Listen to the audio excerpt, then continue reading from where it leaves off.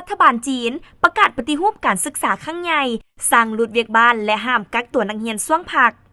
รอยสเตอร์รายงานวันที่18มีนาคม2026กระทรวงศึกษาธิการของสาธารณรัฐประชาชนจีนได้ประกาศใช้นโยบายปฏิรูปการศึกษาฉบับใหม่เพื่อแหน่ใส่ลดผ่อนแรงกดดันและแก้ไขปัญหาสุขภาพจิตของเยาวชนโดยการสั่งห้ามโรงเรียนมอบเวียกบ้านหลายเกินไป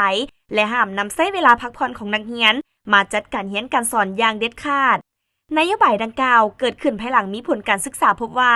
ภาระการเรียนที่หนักหน่วงส่งผลให้เด็กพักผ่อนบ่เพียงพอและเสี่ยงต่อภาวะเคร่งเครียดวิตกกังวลและซึมเศร้าเพื่อแก้ไขปัญหาดังกล่าวทางการจีนได้วางมาตรการที่เข้มงวดคือ 1. ออกกำลังกาย